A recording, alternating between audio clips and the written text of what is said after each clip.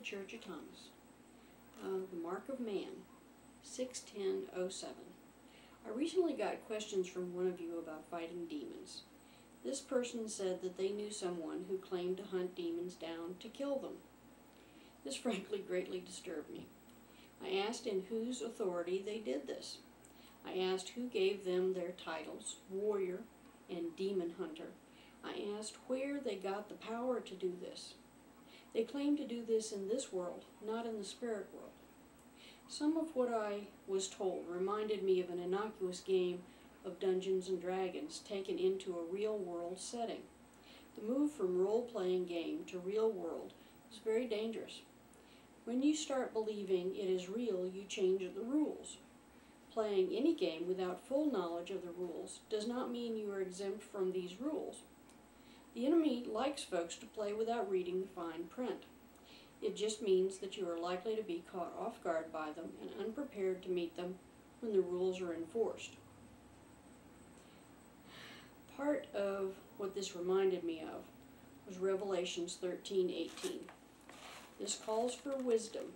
If anyone has insight, let him calculate the number of the beast, for it is the number of man. His number is 666. The number 666 by itself is not evil.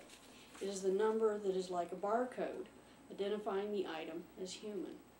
It is the number of human self-will. It is the number that is exploited by the enemy to gain access to people's souls, energy, actions, and motivations. It gives the toehold needed to turn you from God. All the while this is happening, you might believe that you are doing something good. If it is your perception that you rely on to decide on who is evil, you can be led to do great evil. You might only be seeing a small part of the whole scenario. There is a church right now that claims to be Christian and has marked their arms with the number 666. The founder claims to be Christ returned. This is a thriving congregation, and it has recently moved to Houston. It is not the only church preaching self-will, but it is the first to have the audacity to carry this mark. They claim to be unable to do wrong because all sin was forgiven. They do not think they need to be sorry for sinning or ask for forgiveness from God. I pray for these people every day. I would like to put this and the demon killers in perspective. There is no person in the universe who can kill a demon. Only God can destroy them. As for fighting them, you will be identified by your uniform. If you are not a Christian, you cannot bind them, let alone send them back to their own place. In addition, any violence done on earth puts you in jeopardy, even if you claim to work for God. Christians were told to turn the other cheek while we are here. It serves a purpose. It's like a uniform declaring Christians as working for God. These young people are also claiming to take energy away from demons that they are fighting. They say that they then use this energy against them. This sounds very familiar because that's exactly what demons, witchcraft, sorcery, and voodoo does. They take energy that is not given to them by God. They then use that energy to do evil. This is very bad because it marks themselves as lawful prey in the eyes of an angel. As for non-Christians, like the witchery and sorcery and voodoo folks, there is a reason they do not fight demons. They hide behind shields to protect themselves against demons. Being of the self-will variety of thought, any good they may hope to accomplish is open to perversion by whispers from the enemy. They often readily accept these whispers as their own ideas. In addition to needing to be working for God, preferably being Christian, there are other rules. If you are not following the rules, you will be considered a free agent, with allegiance to no one but yourself. First, except for binding a demon, you can do no aggression on earth. Defense is allowed. Second, all fighting must happen in the spirit world. Third, if you get any energy from others and not from God, you are in danger. Angels defend the children of God on earth. On earth, angels are not aggressors. They lead the children of God by example. It's very hard to follow someone who says, "Do as I say, not as I do." I'm sure everyone knows someone like that. Angels fight demons in the spirit world only.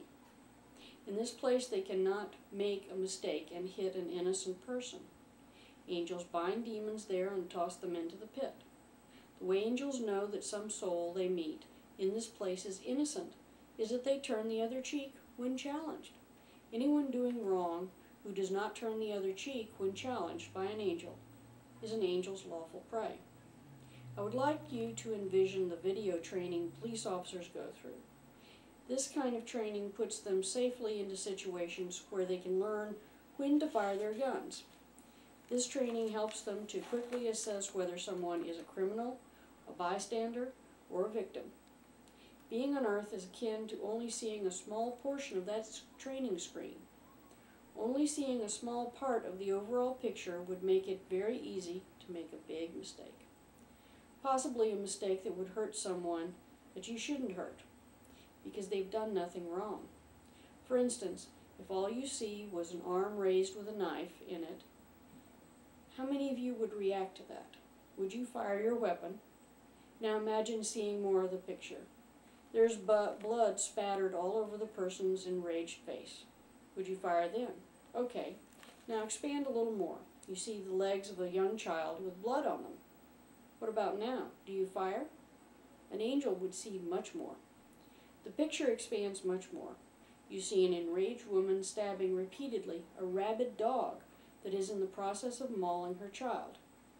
This more complete picture is what an angel sees, and choosing to aid the woman fires upon the dog, killing it, without more damage being done. As you can see, thinking the situation is the work of a demon may lead to disaster. Your actions fighting evil without a clear picture of the problem can lead to a huge mistake. All perception of evil in this world needs to be guided by God. If God is not who guides you, you are very likely to be misled. A defensive stance would have kept you from taking 2 lives. Instead of saving the child and the woman, you would have thought you were saving a victim of a stabbing. The mother and child would have both been killed by your reacting to the incomplete picture. A defensive stance would also keep an angel from wondering if you were in need of a good beating. It will keep you from drawing attention to yourself in the eyes of evil as well. You will not point yourself out as a possible new recruit for doing the enemy's work. There will be no doubt whose side you are on. If you feel called to fight demons, please talk to me. I do not want you to be hurt. I do not want you to go off half-cocked and possibly do massive harm. There are many other rules. If you do not follow them, you will be considered an enemy to both sides. Riding the fence is the easiest way to get shot by both sides. You won't survive the crossfire.